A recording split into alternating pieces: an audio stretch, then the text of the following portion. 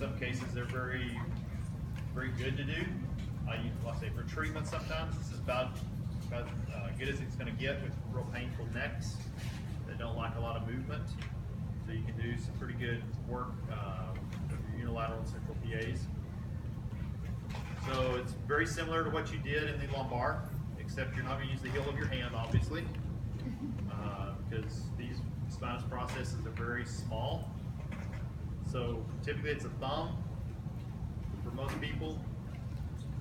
Basically, so I'll put dummy thumb down, active thumb over it, just overlap your thumbs. And centrals are just straight down to the table. So I can take up the slack a little bit there. There's not much to take up the neck. And just do my grade 1s. Some of you missed this on the test. Grade 2s are larger amplitude, not to end range. Sure that? Question on test. This was a question on test, Doctor? This was a test question. Oscillations. Grade 3s are a large amplitude oscillation to end range. And grade 4s are small oscillations at end range. So, okay. So that's basically it. You can work your way down. You have to adjust the head sometimes to get to C5. I say C5, C6. Where's most cervical pathology occur at? C5, C6, C5, 6, 7 typically is more. So to get to those, you have to sometimes tilt the head a little forward, in a little awkward position, and do your central PAs there. Also know that your central PAs are not, you can angle them slightly towards the head because your facet angles are that way. So you can kind of angle just a little bit towards the head.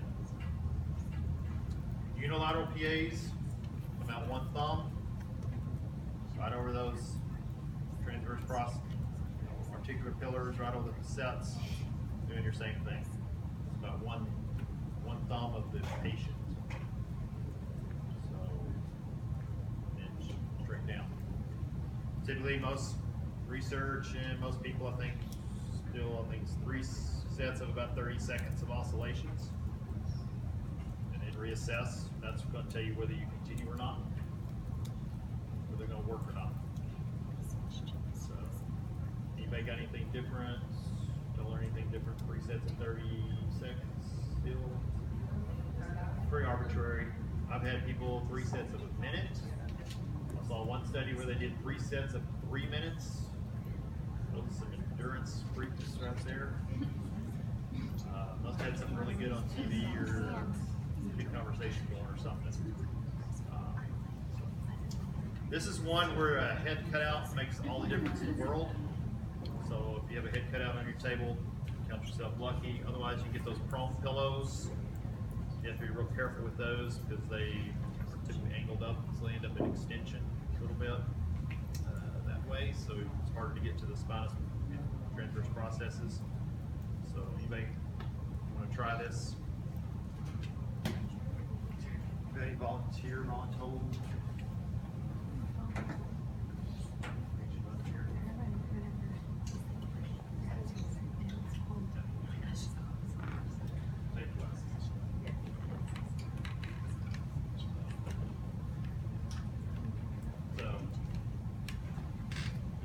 I'm going to change your head position a little bit. So I'm going to tilt your head more chin tuck there. I get those spinous processes. So I'll take good thumb over. Don't clamp here. Cut the carotids off while they don't respond. So I usually just curl my fingers here on the sides. So I'll definitely do that.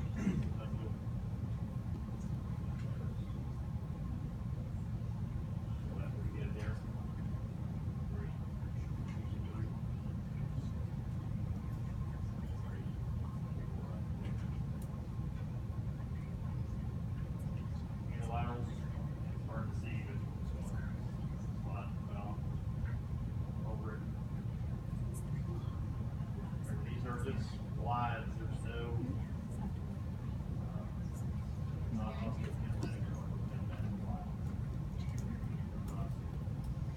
create a lot of specific motion. See these over here a little bit, and it's hard to see. We'll come around and demonstrate with you on those. That's what I want to demonstrate. Mainly head position, so you need to open your head up a little bit more. You just put a little more chin tuck. Get down to these lower vertebrae. All right. Any questions over those? Like since the vertebrae are how going straight down, Straight down, slightly towards the head. slightly called. Yep, slightly. Follow those. I know follow you those- said that, I just wanted to. Yeah, follow those facet planes. They're about 45 typically. So I'm going to go slightly towards the head. If you're looking at a model, it really helps you as you do this. If you have one of those. All right. Any questions? How would their throats feel if you're doing these interior? Like, what You can tell do- us what yeah, it's they're- like? How does this feel? They're not that comfortable. I don't know. That's why I don't do a lot of them. Because most people don't like it. Central PAs are typically very uncomfortable. There's just not much. There's skin and there's pretty much spinous process. Not a lot of underlying tissue there. So, well, on that, Adrian Lowe taught us a soft tissue scooping technique to pull soft tissue over the spinous process that does make it a lot more comfortable, but it's still not that great. Still not that great. The unilateral PAs are probably a little more comfortable because there's not that sharp. That's how these bifid processes, C3, 4. They're not, because of the way they're angled and they got processes. They're not that comfortable. Well, say it was less motion than I thought was gonna happen. Like, Yeah, it's not like a lot. lumbar, we were like really pressing with this one. He wasn't pressing. And you're like, it didn't hurt. Yeah, it's just not comfortable. Yeah, with Don't use like Yeah. the setter with two Yeah. separate Yeah. forces. So you way less. cut your forces way down on neck because these are smaller processes. They're a lot less motion. You can get to that end point and be doing grade 3s and 4s when you think you're doing 1s and 2s. So Yeah.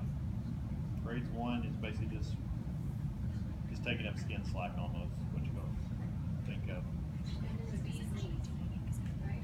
Was that? Bending the bee's knees. Yeah, bending the bee's knees.